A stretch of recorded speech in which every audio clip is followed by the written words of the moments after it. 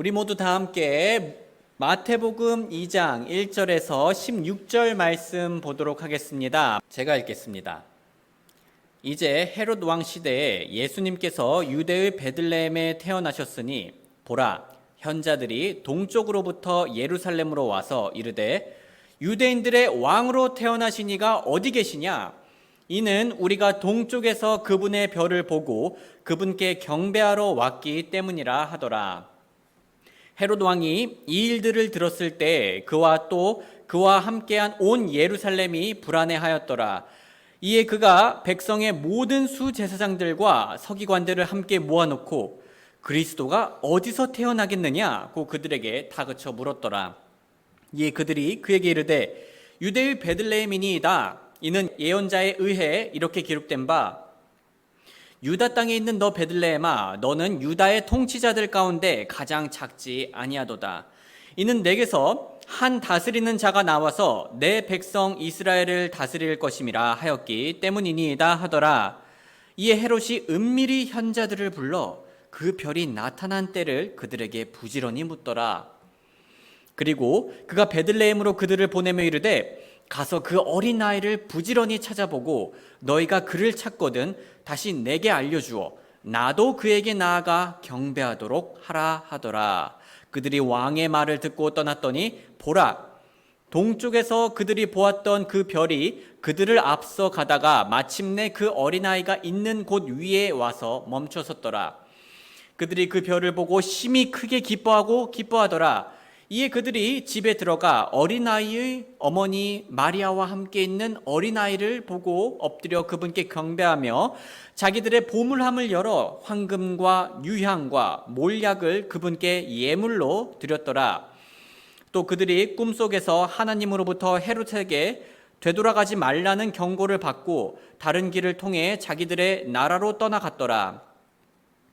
또 그들이 떠난 후에 보라, 주의 천사가 꿈속에서 요셉에게 나타나 이르기를 일어나 어린아이와 그의 어머니를 데리고 이집트로 피하여 내가 내게 말을 전할 때까지 너는 거기 있으라. 이는 헤롯이 그 어린아이를 찾아 그를 죽이려 하기 때문이라 하니라.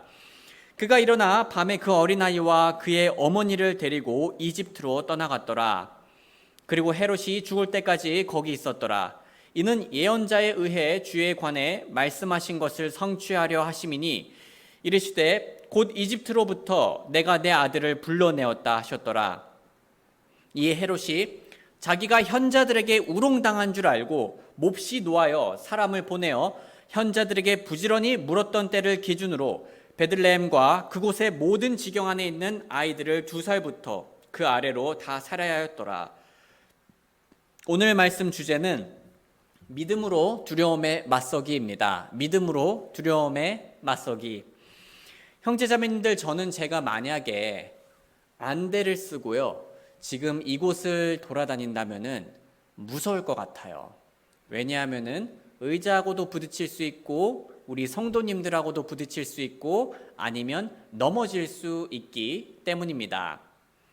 그렇다면요, 제가 만약에 안대를 벗고 앞을 볼 수만 있다면 제가 항상 평안하고 용기가 넘친다는 뜻이 될까요? 또 그거는 아닐 겁니다. 물론 제가 이 자리에서 안대를 벗고 돌아다니면 마음이 평안하겠지만은 제가 안대를 쓰지 않더라도 상황에 따라서는 무서움을 느낄 수 있다는 거죠. 예를 들면요, 제가 안대를 쓰지 않고 앞을 볼 수 있더라도 만약 제가 외나무 다리를 건너거나 번지 점프를 하려고 하거나 아니면은 절벽 옆을 걷는다면 저는 무서울 겁니다. 그렇겠죠? 우리는요, 인생길을 걸을 때 앞에 뭐가 있을지 몰라서 두려울 때가 있습니다. 그런데요, 또 우리는요, 인생길을 걸을 때 앞에 뭐가 있는지를 알아가지고 내가 무엇을 경험할지를 미리 알아가지고 무서울 때도 있다는 거죠. 예를 들면 우리는 재난이 오기로 예보가 되어 있을 때 무서울 수 있습니다. 그리스도인으로서 겪을 수 있는 예상되는 어려움들로 인해 두려울 수가 있습니다. 또는 우리가 병원에서 안 좋은 진단을 받으면, 내 사랑하는 가족이 병원에서 안 좋은 진단을 받으면 무서울 수 있습니다. 아니면 언젠가는, 지금 당장은 내 옆에 있는 소중한 가족들이 언젠가는 내 곁을 떠날 수 있다는 생각에 우리는 가슴이 철렁 내려앉을 수 있습니다. 하지만 그런 일들은요, 우리가 언젠가는 반드시 일어난다는 걸 알고 있죠. 이처럼 우리는요, 미래에 무슨 일이 일어날지 알기 때문에 두려움을 겪을 때가 있습니다. 그리고요, 우리가 홀로 방 안에 있을 때, 혹은 눈을 감으며 잠에 들 때 그렇게 예견되는 것들로 인하여서 무서울 때가 있어요. 마리아에게도 이런 비슷한 두려움이 언제든 엄습할 수 있었습니다. 왜냐하면요, 지난주에 우리가 보았듯이 마리아는 시므온의 예언을 들었기 때문입니다. 마리아가 시므온을 만났을 때 처음에 예수님에 대한 복들, 축복에 대해서 들었었습니다. 너무 신나는 일이었죠. 그런데 시므온이 자신의 예언을 그냥 그 복된 말들로 마무리했었습니까? 아닙니다. 예수님께서 겪으실 고난이 있다고 얘기를 했고요. 또 마리아의 혼이 칼로 꿰뚫어지는 그런 고통을 당할 것이다 라는 얘기도 했었습니다. 마리아는 그래서 자신에게, 그리고 사랑하는 예수님에게 이렇게 안 좋은 일이 일어나겠구나 라는 것을 확실히 알았어요. 그런데 확실히 알았는데 또 그 일이 언제 일어날지는 몰랐습니다. 반드시 이루어질 아픔이 예견되어 있었는데 언제 그 일이 일어날지 몰랐다는 거죠. 이처럼 반드시 일어날 일이지만 언제 일어날지 모른다는 게 오히려 우리에게 큰 두려움을 가져다 줄 때가 있습니다. 시간 순서상요, 오늘 본문은요, 마리아가 이런 시므온의 예언을 들은 후의 이야기였습니다. 우리가 오늘 본문을 보면요, 동방박사들이 나오죠. 동방박사들. 우리가 흔히 아는 동방박사들은요, 동방으로부터 온 박사들이다라고 해서 동방박사라고 합니다. 번역하는 거에 따라서요, 박사, 지혜자들, 혹은 오늘 우리가 보았던 것처럼 현자로 번역되어질 수 있습니다. 성경에서 동방박사들의 출신 지역은 나오지 않아요. 혹은 어떤 특정 그룹에서 왔다라는 것은 나오지 않습니다. 그래도요, 우리가 한번 예상을 해보자면요, 당시 그들은 메소포타미아 지역의 조로아스터 교도였을 가능성이 매우 큽니다. 발음이 너무 어렵죠? 조로아스터교. 이 조로아스터교는요, 점성술에 큰 관심을 가졌었어요. 점성술이라 함은 별의 빛이나 위치, 운행 따위를 보고 개인의 혹은 나라의 기륭을 점쳐보는 그러한 점치는 점술이었습니다. 그래서요, 그들은요, 구원자와 같은 인물이 나타날 때 천문학적으로 이상 현상이 동반되어질 것이다 라고 믿었던 자들이었어요. 동방박사들이 별을 보고 예수님을 찾아온 모습이 이런 조로아스터교와 매우 흡사하죠.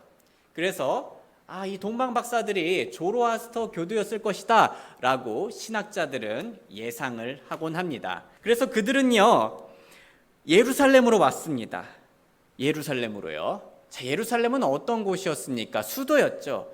그래가지고 왕을 찾기에는 가장 논리적이고 또 적절하고 가장 먼저 방문해야 할 곳이었어요. 하지만 새로 태어나신 예수님께서는요, 지금 예루살렘에 없었습니다. 동방박사들이 새로 태어난 왕을 찾았을 때 헤롯 왕과 예루살렘 사람들은 당황했어요. 갑자기 이게 무슨 소리지? 우리한테 지금 새로운 왕이 태어났다니 라고 하면서요. 그런데 아마 동방박사들도 적잖이 당황을 했을 겁니다. 이상하다. 새로 태어난 왕이 수도에 없네. 그리고 수도에 없을 뿐만 아니라 지금 이 사람들이 자기들이 태어난 왕을 모르고 있어 라고 하면서 당황했을 법합니다. 후에 동방박사들은 계속 별을 따라서 결국 예수님을 만나게 됩니다. 참고로 성도님들, 우리가 연극이나 아니면 그림책들을 보면요, 아니면 어떤 그 조각상들을 보면요, 동방박사들이 몇 명으로 나오죠? 네, 3명으로 나옵니다. 그런데요, 물론 동방박사가 세 사람일 수는 있어요. 가능성이 충분히 있습니다. 하지만 성경에서는 동방박사가 3명 혹은 그 어떤 특정 숫자가 나오지는 않습니다. 다만 선물이 3가지였었어요. 그래가지고 우리가 잘 알고 있는 대로 그들은 아기 예수님께 황금과 유향과 또 몰약을 바치면서 그분을 경배하였습니다. 그 장면을 보았던 마리아의 마음은 되게 좋았겠죠. 예전에 그 목자들 만났던 것처럼요, 매우 격려를 받았었을 겁니다. 그런데요, 이렇게 좋은 분위기는요 그리 오래 가지는 못했습니다. 동방박사들이 떠난 후에 천사가 요셉에게 와서 이렇게 얘기를 합니다. 일어나서 이집트로 피하여라. 헤롯이 그 어린아이를 예수님을 찾아 죽이려 한다. 요셉은 이 말에 순종하며 밤사이에 아기와 아내를 데리고 속히 이집트로 향하였습니다. 여기서 누군가는 그런데요, 성경에서는 이집트가 좀 부정적인 곳을 상징하지 않나요? 라고 생각하면서 의아해할 수 있는데요. 네, 맞습니다. 성경에서는 이집트가 좀 안 좋은 곳으로서, 안 좋은 상징으로서 사용될 때가 있죠. 그런데요, 또 이집트가 긍정적인 의미로 쓰일 때도 있습니다. 그래서 성경에서는 같은 단어라도 문맥에 따라서 판단하는 게 좋습니다. 예를 들면 이집트는요, 창세기에 나온 창세기의 요셉이 가족들을 가뭄으로부터 피신해 주었던 적이 있죠. 그래가지고 우리가 성경의 내용을 바르게 해석할 때는 항상 그 문맥에 따라서 그 단어를 해석해야 됩니다. 한쪽의 문맥을 가지고 해석한 그 단어의 뜻을 모든 곳에다가 다 적용할 수는 없다는 얘기예요. 예를 들면 사자가 마귀로도 비유될 때도 있지만은 유다의 사자로서 다른 것을 의미할 때도 있잖아요. 그래서 항상 문맥에 따라서 우리가 이해를 해야 됩니다. 자, 다시 돌아와서요. 그래서 지금은 이집트가 피난처로서 긍정적인 장소로 사용이 되었습니다. 그리고 헤롯은요, 동방박사들이 자기에게 오지 않았어요. 와달라고 했는데 오지 않아가지고 이제 화가 났습니다. 그래서 나름대로 추측을 하면서 예수님을 죽이려고 했었어요. 그래가지고 베들레헴 지역에 있는 2살 이하의 아이들을 모조리 다 죽였습니다. 끔찍한 일이 벌어졌죠. 이 혼란스러운 상황 속에서 마리아는 어떤 반응을 보였을까요? 마태복음은 마리아가 어떻게 반응을 했다라고 얘기하고 있지는 않습니다. 이집트로 떠나는 밤 마리아는 눈물을 글썽이며 피난민처럼 정신없이 서둘렀을까요? 자신의 생명과 남편의 생명 그리고 소중한 아이의 생명이 죽임을 당할까 봐 두려워서 떨었을까요? 혹은 시므온이 말했던 그 예언이 바로 지금 이루어지고 있지는 않을까 하면서 걱정했을까요? 물론 이런 반응들을 보였을 확률도 있지만요, 우리가 지금까지의 마리아를 보았을 때요, 그러니까 누가복음 1장의 마리아를 보았을 때는 아마 1장에서처럼 그녀가 이번에도 침착함을 유지하지 않았을까라는 생각이 듭니다. 아시다시피 누가복음 1장에서 마리아는 자신의 인생에 큰 위협이 될 수 있는 소식을 들었죠. 예수님을 임신하였을 때 간음하였다라는 혹은 이런 간음녀로서의 오해를 받을 수 있는 위협이 있었고요. 또 약혼이 깨질 수도 있는 위협이 있었습니다. 하지만 그때 그녀는요, 요나처럼 하나님의 뜻을 반대하면서 도망가지 않았어요. 오히려 마리아는 그 즉시 하나님의 뜻이 선하게 이루어질 것입니다 라고 하면서 하나님을 믿고 순종하였었죠. 이때처럼 그랬던 마리아였기 때문에 이번에도 마리아는 침착하게 하나님의 뜻에 순종하면서 하나님을 따르지 않았을까, 그것이 높은 확률의 모습이지 않았을까라고 예상을 합니다. 그래서 우리는 마리아가 하나님의 보호하심을 신뢰하며 하나님의 인도하심에 따라서 이집트로 피난처를 향해 나아갔을 거라고 상상할 수 있겠습니다. 소중한 형제 자매님들, 이제 본문의 내용을 통해 우리 삶을 한번 비춰보겠습니다. 때때로 우리에게는 어려움이 한꺼번에 몰려올 때가 있죠. 몸이 아픈데 재정적인 어려움까지 같이 올 때도 있고요. 친구랑 싸웠는데 가족과도 또 싸울 때도 있고요. 여러 가지 어려움이 함께 몰려올 때가 있습니다. 그래서 우리는 그리스도인으로서 두려움과 걱정과 의심에 휩싸일 때가 있습니다. 그리고 어떤 분들께서는요, 우리가 하나님의 뜻을 잘만 따르면은 인생이 쉬워질 거라고 생각을 하는데요. 사실 성경적인 시각으로 볼 때 그거는 올바르진 않습니다. 왜냐하면 우리가 성경을 보면요, 하나님의 말씀을 잘 따르는 그 순간조차도 어려움에 빠질 때가 있거든요. 그렇게 긴박스럽고 혼란스러운 상황에 우리는 언제든지 휩싸일 수 있습니다. 마치 하나님을 잘 따랐지만은 혼란스러운 상황 속에 있었던 마리아처럼 말이죠. 헤롯 왕이 그녀의 아들을 죽이려 하고 또한 주변에 끔찍한 조치를 취했을 때 마리아는 두려워할 만한 상황에 있었습니다. 사실 마리아는 시몬이 예언한 일이 지금 일어나고 있을 거라고 예상했을지도 모릅니다.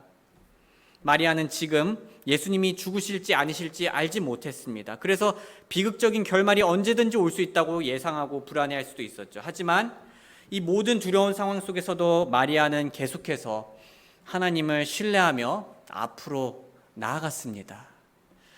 소중한 형제 자매님들, 우리가 삶에서 혼란과 위험을 직면했을 때 마리아의 용기와 또 믿음을 본받을 수 있을 겁니다. 마리아는 자신을 둘러싼 혼돈에도 불구하고 자신의 삶과 아들의 삶을 하나님의 뜻에 맡겼던 겁니다. 잠언 16장 9절은 이렇게 얘기하는데요. 우리 한번 같이 읽어보겠습니다. 시작. 사람의 마음이 자기 길을 계획할지라도 주께서 그의 걸음을 인도하시느니라. 우리의 길이 우리 앞에서 무너질 때에도 우리의 마음을 하나님께 헌신한다면, 하나님께 드린다면 우리는 확신과 믿음으로 다음 발걸음을 내디딜 수 있습니다. 그런데요, 성도님들, 사실 저는 오늘 본문을 보면서요, 항상 우리 성도님들을 생각하지만 특히나 성도님들이 더 생각이 났습니다. 왜냐하면 제가 보기엔 형제 자매님들께서는 이러한 길을 걸어 오셨거든요. 사실 우리 형제 자매님들 중에서는요, 마리아처럼 피신 같은 경험을 하신 분들이 계십니다. 마리아가 평생을 보냈던 이스라엘 땅에서 이방 땅인 이집트로 피신했던 것처럼 우리 교회 성도님들께서도 평생을 보냈던 어느 교회에서 어떠한 문제로 인해 밖으로 나와 피신을 하셨습니다. 누군가는요, 우리들 중에서 누군가는 정말 마리아 가족처럼요, 한밤중에 피신한 걸로 제가 알고 있어요. 또 누군가는요, 주변에 따가운 시선을 받으며 피신을 하신 분들도 계십니다. 마리아와 그녀의 가족들이 이집트로 피신한 건 결코 쉬운 선택이 아니었을 거예요. 안전한 휴양지로 간 것이 아니었습니다. 사실 마리아 가족이 피신을 하긴 했지만 어린아이를 데리고 이방 나라에 가서 그곳에 머무는 것도, 그 머무는 동안도 솔직히 안전하지는 않았을 거예요. 이처럼 우리 성도님들께서도요, 원래 있던 곳이 아닌 다른 곳에서 가족들과 함께 따로 오랫동안 모임을 가지시는 것이 결코 쉽지 않으셨겠죠. 말로는 표현할 수 없는, 또 제가 모르는 그러한 어려움과 불편들이 있으셨을 겁니다. 두려울 만한 과정이었어요. 하지만 하나님께서 마리아와 그녀의 가족들을 보호해 주셨듯이 하나님께서는 우리 성도님들을 보호해 주셨습니다. 형제자매님들의 마리아와 같은 믿음의 발걸음을 존경합니다. 그래가지고 제가 오늘 말씀드리고 싶은 거는 그 발걸음을 계속해서 우리 형제 자매님들께서 나아갈 수 있다는 거죠. 우리 하나님을 통해서요. 소중한 성도님들, 우리 하나님께서는요, 우리를 사랑하시잖아요. 사랑하시기 때문에 우리가 두려움에 떨기를 원치 않으십니다. 그래서 하나님께서는요, 그분의 사람들에게 성경에서 두려워하지 말라고 300번 이상 말씀하셨습니다. 300번 이상이요. 정말 우리가 두려워하기를 원치 않으시는 분이 우리 하나님이시라는 얘기예요. 그리고 그 명령이 성경에서 가장 많은 명령입니다. 두려워하지 말라는 명령이 성경에서 가장 많습니다. 우리는 하나님을 믿으며 이 명령에 순종할 수 있고요. 예를 들면요, 우리에게는 재정에 대한 두려움이 있을 수 있습니다. 하지만 하나님을 믿고 이길 수 있어요. 우리는 건강에 대한 두려움이 있을 수 있습니다. 우리는 하나님을 믿고 이길 수 있습니다. 우리는 사람들의 시선에 대한, 직장이든 학교든 어디에든요, 온라인상에서든지 사람들의 시선에 대한 두려움이 있습니다. 하지만 하나님을 믿고 이길 수 있습니다. 우리에게는 죄의 유혹에 대한 두려움이 있습니다. 하지만 하나님을 믿고 이길 수 있습니다. 우리가 예상할 수 있는 두려움들 있잖아요. 예상할 수 있는 두려움 그 어떤 것도요, 하나님을 이길 수 없습니다. 오직 하나님께서 그 두려움들을 다 이기실 수 있습니다. 자, 우리가 어떻게 그럴 수 있을까요를 우리 생각해 보기를 원합니다. 우리의 정신력이, 우리의 믿음력이 대단해서가 아닙니다. 우리의 믿음의 대상이신 하나님께서 대단해서입니다. 그분께서는 신실하시고 능력 있으시며 우리를 돌보시는 분이십니다. 그러니 사랑하는 형제 자매님들, 혹시 오늘 밤, 오늘 하루 동안 예상되는 두려움들이 있으셨습니까? 관계적으로든 여러 가지 면에서요. 높은 확률로 일어날 무서운 일들, 좀 꺼려지는 일들이 있으십니까? 그러시다면 가장 먼저 이렇게 보시기를 바랍니다. 나의 연약함과 두려움과 걱정을요, 하나님께 고백하시길 바랍니다.